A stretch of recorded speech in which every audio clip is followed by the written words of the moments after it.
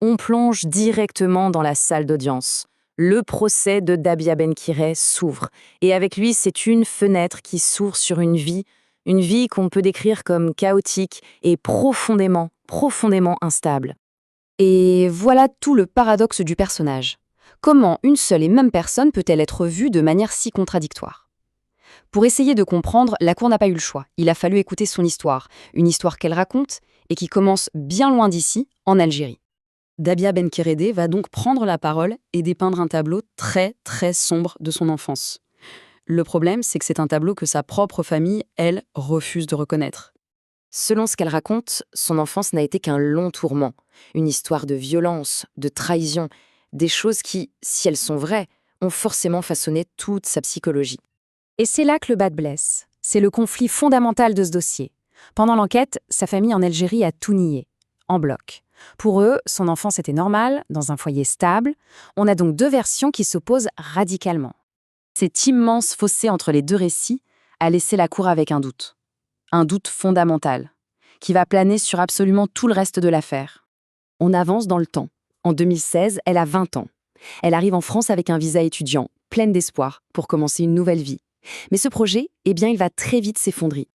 L'échec de ses études, c'est ce qui marque le début de la fin de sa situation légale. À partir de là, elle bascule dans une existence de plus en plus précaire, de plus en plus difficile. C'est le début d'une longue période d'errance. Elle survit avec des petits boulots noirs, grâce à l'aide de connaissances. Elle est complètement poussée en marge de la société. Et cette vie en marge, elle va vite être définie par deux choses, des relations très instables et une dépendance massive à la drogue. Sa relation avec un homme, Mustapha, illustre parfaitement son instabilité. Elle parle de lui comme d'un grand amour, mais en même temps, elle l'accuse de trahison, de l'avoir forcé à se prostituer. On retrouve encore une fois ces contradictions qui marquent tous ces récits. Et puis il y a la drogue. Plus de 20 joints de cannabis par jour, c'est elle-même qui le dit. Une addiction aussi sévère, ça a forcément eu un impact énorme sur sa santé mentale, sur son comportement et sur sa vision de la réalité. C'est un véritable cercle vicieux d'exploitation et de conflit. Ça a atteint un point de non-retour avec sa propre sœur, qui l'hébergeait. Leurs disputes sont devenues si violentes qu'elle a fini par la mettre à la porte. Dabia se retrouve alors à la rue. Alors, face à tout ça, que disent les experts psychiatres? Qu'ont-ils pu déceler? Leur analyse, elle est assez claire. Elle révèle une personnalité vraiment profondément perturbée. Le diagnostic est sans appel, un trouble grave de la personnalité. Les experts notent une absence totale d'empathie et une forte tendance à la manipulation. Et à ça s'ajoute un système de croyances complètement désorganisé, presque délirant. Elle parle de sectes sataniques, de sorcellerie, de sorts dont elle serait victime.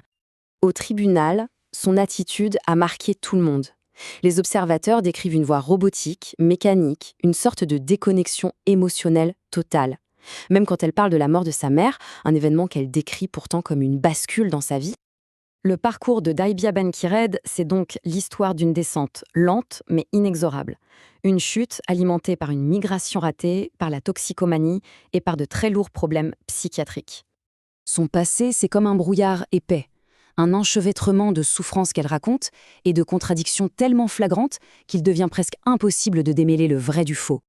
Finalement, son histoire laisse la cour, et nous aussi, avec cette question vertigineuse, presque impossible à résoudre.